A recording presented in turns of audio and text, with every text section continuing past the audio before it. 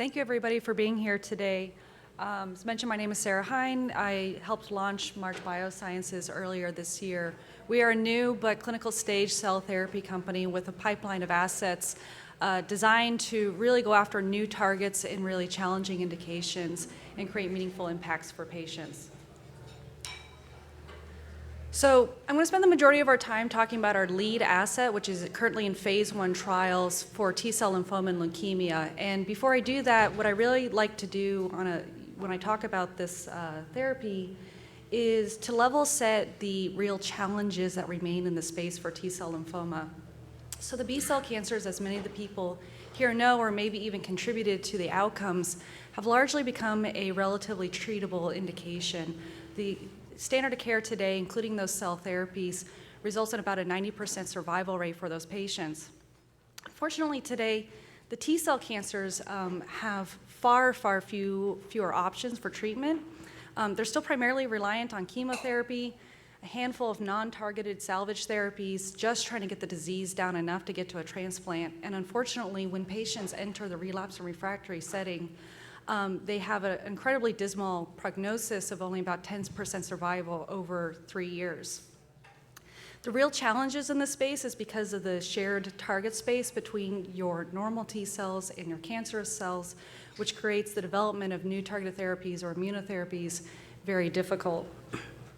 When you're thinking about extending this then into a CAR T-cell therapy, that remains a significant barrier to entry that has slowed down development in this space. But additionally, you also have the layered on challenge of if you're using T cells to target other T cells, they can engage in a fratricidal activity, compromising your ability to create a product. Now, there are a number of engineering solutions that are possible to overcome that. Many of the companies here have been pioneering the new technologies in that space. But we do think that there's a more streamlined approach that we have that can avoid the gene editing entirely, which creates a very streamlined manufacturing workflow, as well as lower cost of goods. So the product that's in clinical trials today is we've dubbed MB-105. It's a CD5 targeted CAR T-cell therapy. The immunologists in the room are probably aware that is expressed on about 95% of your normal T cells, but it's also expressed on about 80% of your T-cell lymphomas and leukemias as well at a very high rate. And the design that we've developed that was invented at the Baylor College of Medicine Cell and Gene Therapy Center in the labs of Dr. Brenner and Mimokin actually has a unique ability to leverage some natural biology of the CD5 receptor that can avoid self-targeting and preserve many of the normal T cells while still creating a quite potent product against T-cell lymphoma and leukemia. And this is a unique feature to this specific CAR design that we've put into trial. So I just want to double click really quickly on the CD5 biology that we're leveraging. So when you express this CAR into those normal T cells, what you'll see is a very rapid internalization of the CD5 receptor that allows a near normal expansion of the CAR T cell product. When you look at those cells under a microscope, what you'll see is within hours, a internalization of that CD5 receptor and a degradation at the protein level.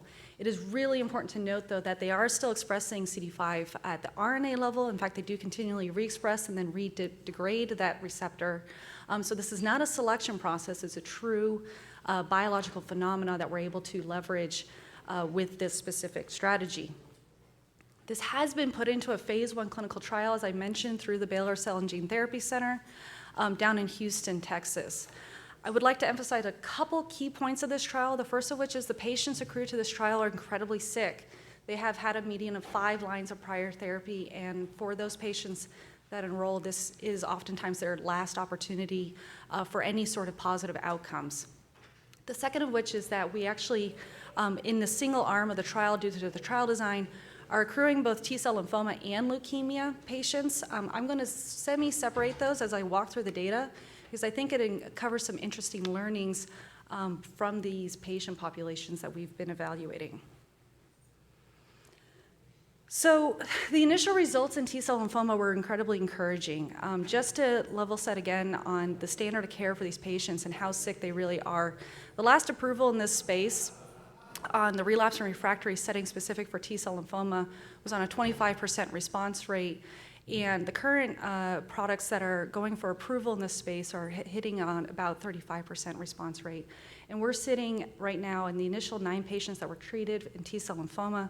3 of those were able to achieve a complete response, and we do have 2 long-term survivors out of those patients with an overall response rate of about 44%. So really incredibly encouraging, particularly since this was concomitant with a very favorable safety profile for these patients. Now, unfortunately, we didn't see the same results in T-cell leukemia. This is a more aggressive disease, often has a very florid expression throughout the body system, and the CAR T cells were simply not able to overcome the pathology of this disease in the initial phases of this trial, despite maintaining, again, that very favorable safety profile. However, when the team went back and looked at the responses in the T-cell lymphoma portion of this trial, what you'll notice is that during the trial, they implemented a change where they shortened the expansion phase of the CAR T cells, as has happened in other CAR T cell trials. In every single one of the responses, including the more marginal stable disease response, were all in patients that were treated with this shortened manufacturing process.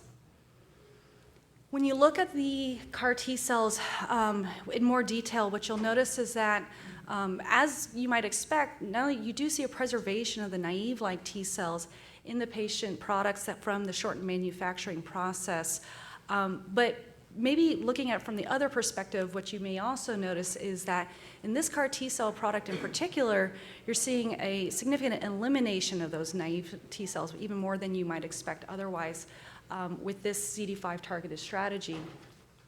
And what that led to the thinking of is that the tonic CAR signaling that may occur maybe in other products is being exacerbated by the continual reexpression of that CD5 protein and fratricidal engagement during culture. So even though these cells could expand normally, you were driving a more robust differentiation of those CAR T cells. So in addition to shortening the expansion phase, they actually implemented additional changes into the CMC process in the same trial to block that tonic CAR signaling altogether.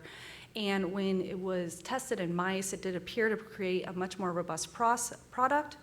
And then this was ultimately implemented into the GMP setting.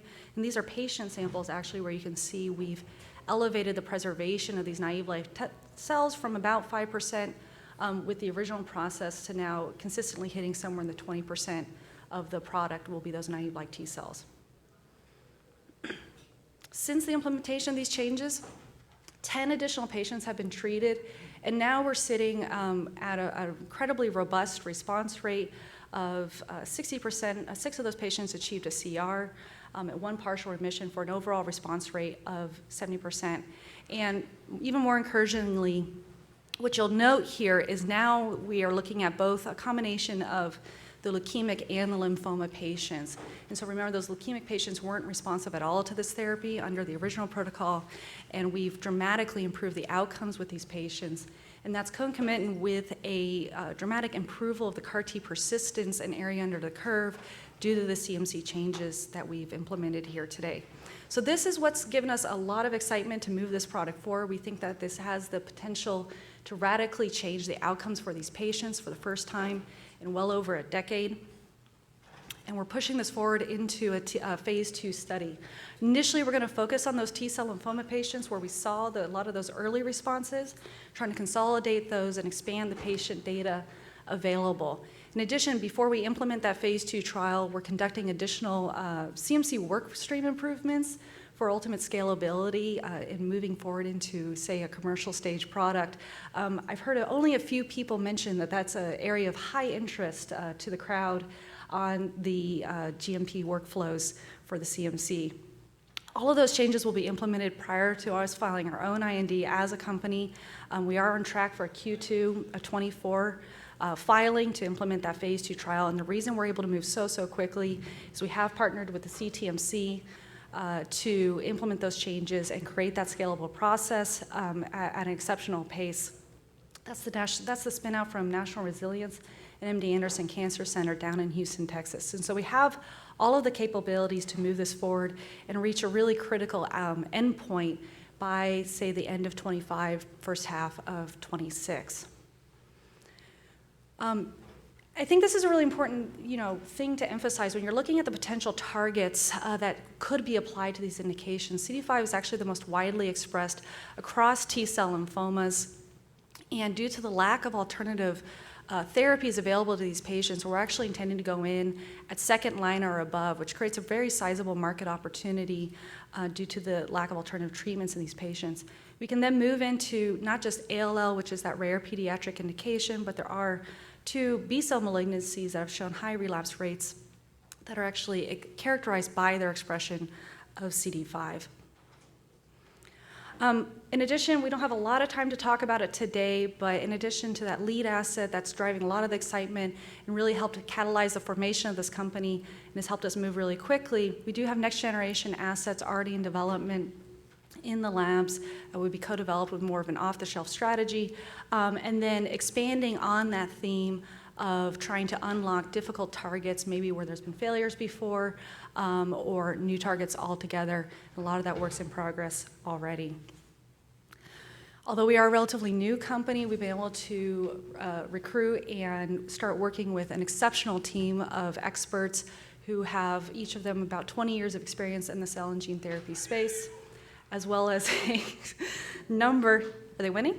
So, as well as a number of truly exceptional key opinion leaders have joined our scientific advisory board as well as our board of directors. And that's been helping us work with our partners and put together the right clinical strategy, the right CMC strategy to help us move really quickly to make this success. So again, just double clicking on that timeline, what you can see is this summer has really been March Biosciences, doing a lot of the work that is needed as a company to be ready for a robust phase 2 study. We are on target for that Q2 IND, and we're going to be driving to those initial inflection points by the first half of 26. And we are raising a Series A right now. We do have substantial momentum to that Series A, but I wouldn't be doing my job if I didn't say, come talk to me afterwards. There's still an opportunity to open up those conversations if it's of interest to you. So thank you.